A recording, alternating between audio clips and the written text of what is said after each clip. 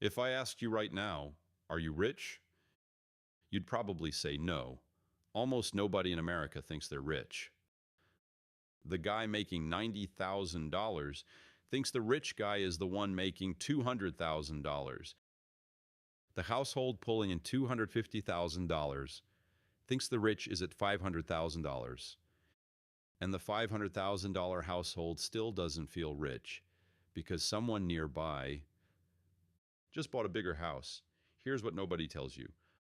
About 1 in 7 American households is sitting on $1.9 million in net worth. And most have no idea they're already in the top 10%. So today, we're putting real numbers on the word rich. Not opinion, not vibes, just the income bar and the net worth bar. For the top 10, the top 5, and the top 1, where you actually land. Let me set the table for you and walk you through it. There are two completely different ways America measures rich. There's how much you earn in a year, your income, and then there's how much you've actually kept and built, your net worth. Most people only look at one of those numbers. That's the mistake. Because income, figure, and net worth tell totally different stories. First, I'll walk you through the income thresholds. Then I'll flip to net worth, where most of the truth lives. I'll show you the one number that quietly decides everything. Let's start with income, the version everyone argues about. To crack the top 10% by income, the bar sits around $250,000. Two earners pulling in $125,000 each puts you there. The top 5% jumps to roughly $300,000 a year, and the top 1%, the number everyone wants to know, sits around $660,000 in household income per IRS data. Stay with me. There's a wrinkle most videos skip. That $660,000 is for households, not a single earner. For a single earner, the top 1% cutoff is closer to $450,000. The solo pro, pulling $400,000, feeling like a 1%er, not. Their top 2%, maybe top 3%, not the 1%. But two doctors married, each making $330,000. Combined, they cleared it. Same percentile, different reality. Most people watching aren't making $660,000 a year, and that's normal. The median income is around $80,000. If you're between $80,000 and $150,000, you're where most people live. But a dual-income household with two paychecks, combined between $200,000 and $250,000, brushing the top 10%. And you probably had no idea you were that close. Here's the trap. Income tells you about your job. Net worth tells you about your life. The two numbers are not the same conversation. So let's flip to net worth. This is the real picture. Per the Federal Reserve's survey of consumer finances, the top 10% by net worth starts at about $1.94 million. That's everything. 401k, IRA, brokerage, home equity. Minus what you still owe on everything. The top 5% jumps to roughly $3.8 million. And the top 1% by net worth, about $13.7 million. Notice, top 10 to top 5 nearly doubles. Top 5 to top 1, more than triples. The staircase gets steeper.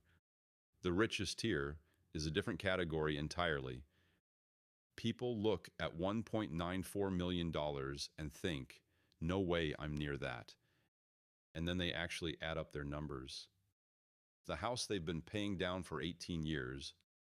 The 401k, the employer matches every paycheck. The Roth IRA they opened in their 30s carefully. And the HYSA with the emergency fund tucked away. The number that comes out is bigger than expected. Not always, but more often than you'd think. These percentile numbers are all ages combined. The bar shifts dramatically depending on age. under 35. The top 10% bar is closer to $370,000. Between 35 and 44, the bar is about $1 million. Between 45 and 54, it's nearly $2 million. And 55 to 64 climbs to almost $3 million. The 30-year-old with $400,000 saved is in the top 10. The 60-year-old with the same $400,000 is below median. Same dollar amount. Two completely different stories. I've been there, on the wrong side of that math. In my late 20s, after a job loss, I had $1,200. I'd compare myself to people who seemed to have it all, and I'd feel like I was light years behind. The bar I should have measured against was my age, not all ages. Most 30-year-olds aren't sitting on $200,000. Most aren't sitting on $50,000 either. The age-adjusted view would have saved me late-night anxiety. I'm telling you so you don't make the same mistake. Why does the gap between income and net worth matter? Income tells you who's winning the month. Net worth tells you who's winning the decade. Some pull in $400,000 with negative net worth. Student loans, leased cars, mortgages, refinanced twice. By income, top 5%. By net worth, below median household. They look rich on the outside. They're not.